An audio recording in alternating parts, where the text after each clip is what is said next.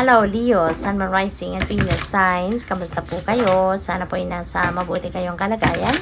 Welcome back po sa Star Tarot. At kung bago kayo rito, welcome din po kayo. Please subscribe, like, share my videos, and leave me a comment po kung nakaresonate kayo. Thank you. So, first message, we have life is a mystery. Ayan, ang sabi sa inyo ni Bobcat Spirit. This is a beautiful reminder sa inyo na yung buhay talagang misteryoso. Kasi maraming bagay, 'di ba, ang nag-unfold sa buhay natin na hindi natin maintindihan. Maraming bagay ang nangyayari na hindi natin ma-figure out kung bakit nangyayari sa buhay mo, bakit ngayon, 'di ba? Bakit sa iyo, bakit sa ganitong pagkakataon, 'di ba? Maraming bagay ang hindi natin ma-explain kasi maraming bagay ang hindi natin kontrolado. 'Di ba? Kaya masasabi talaga natin na life in itself is a mystery. 'Di ba? Kaya alam natin misteryoso ang lahat, no? Wag na tayong may stress, no? Wag na kayong may stress kakahanap ng dahilan, ng justification, no? Ng kung ano man ang nangyayari. But instead, embrace it. Just embrace it and learn to accept na that is part of your soul's journey. Kasi hindi rin mangyayari sa buhay mo ang mga nangyayari kung hindi yan nakadesign, no, para sa iyo. Hindi ilalagay or the divine is not going to align things on your path, no, kung yan ay hindi para sa iyo. Okay? Kaya kahit hindi mo maintindihan, kahit hindi mo mahanapan ng justification, ng explanation, just learn to embrace it because that is meant to happen in your life. That is part of your soul's journey. So we have Buffalo Spirit, the abundant universe will provide. Napakaganda, 'di ba? So merong mga blessings na paparating, no? Maaari na ito yung mga biyayang matagal mo na pinagdadasal, maaaring ito yung mga biyayang hinahangad mong ma-achieve mo, makuha mo, ma-experience mo. Ito na yon, ano? At pwedeng mga financial blessings or financial opportunities ito. You know, kasi nga, 'di ba? Ako, may share ko lang din, ano? Ako lagi ako nagdadasal kasi kahit ako, no, meron ako mga pangangailangan and sometimes, you know, meron kang mga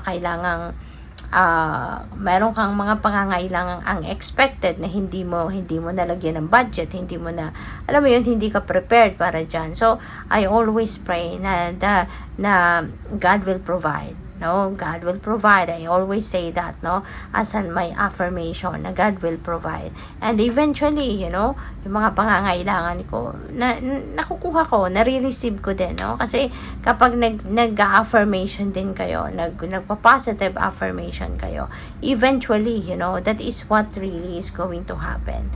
That is parang panawagan yun no? Parang panawagan sa universe yun, no? Na parang prayer din yun, no? Yung affirmation na yan. Kaya kung ano yung ina-affirm ninyo, yan ang nasiset dyan sa isip mo, sa subconscious mo, and eventually, diba, ibibigay sa iyo ng universe, no? Parang kinokondisyon mo na din dito yung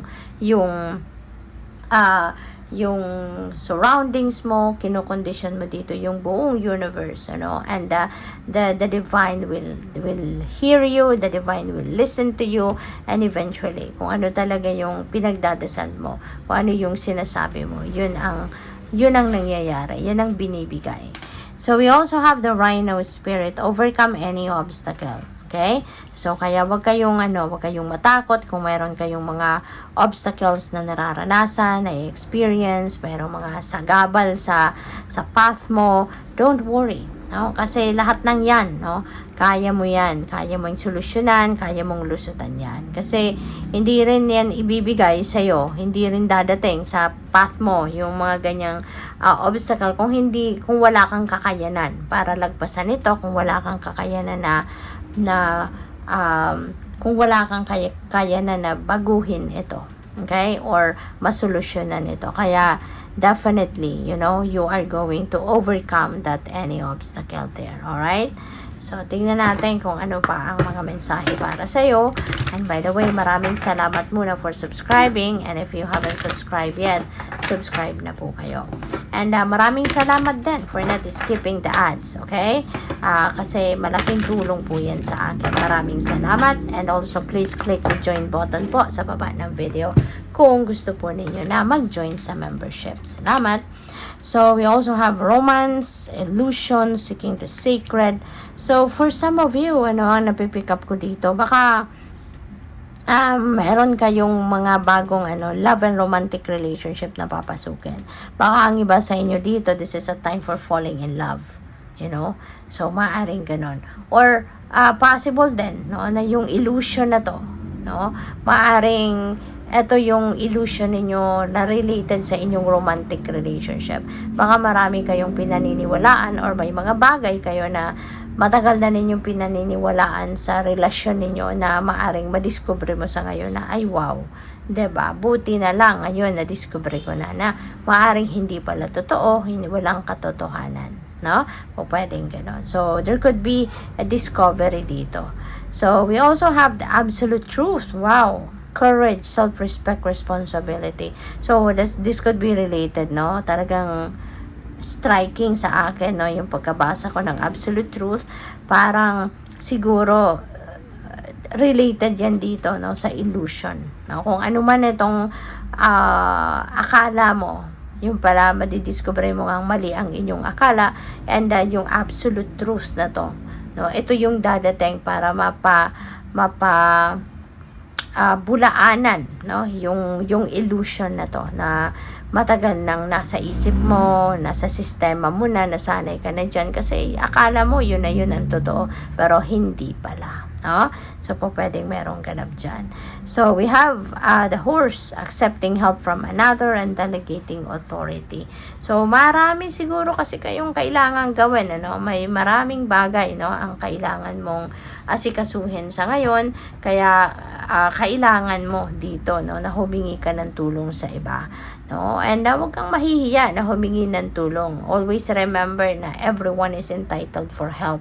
Lahat tayo kakailanganin natin ang tulong ng iba. Lahat tayo, walang exception dyan. Kasi, kaya nga may kasabihang no man is an island, diba? Kasi, at some point sa buhay ng bawat isa sa atin, kailangan natin or mangangailangan tayo ng suporta at tulong ng iba.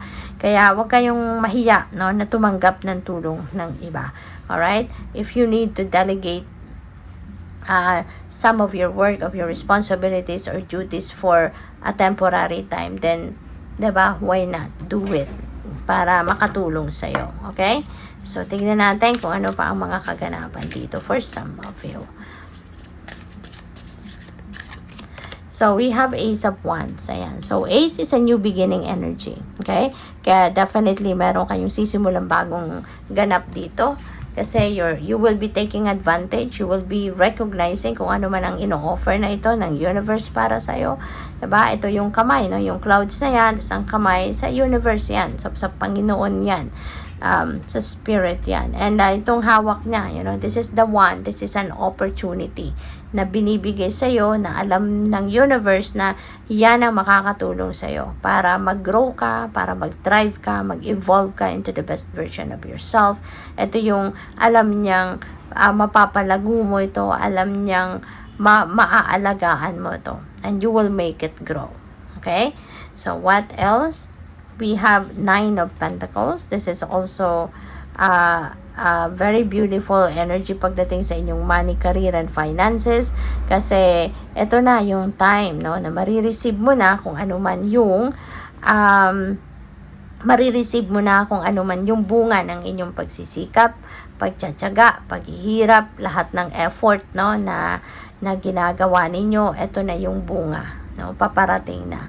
Kaya magkakaroon na kayo ngayon ng abundance, ng prosperity, and pwede rin na ito na yung simula ng pagbabago na ng inyong financial landscape. Kasi from here on, pwede nang ma-enjoy mo na, 'di ba? Yung ma-enjoy mo na yung luxury, ma-enjoy mo na din yung pera mo, magkakaroon ka na din ng financial comfort and financial pwede magkaroon ka na rin dito ng financial freedom, no? Kaya congrats sa iyo. So, we have 7 of Pentacles. Ito na, the wait is over, no? Kasi, ito yung hinihintay ninyo eh. Naghihintay kayo dito ng bunga ng inyong pagsisikap. Kasi, alam ninyo yan, no? Na marami na kayong itinanim, marami na kayong ininvest. Nahira, pagod, time, 'di ba? Ano ninyo, resources, you have already invested a lot at namunga na din yan at eto na, no?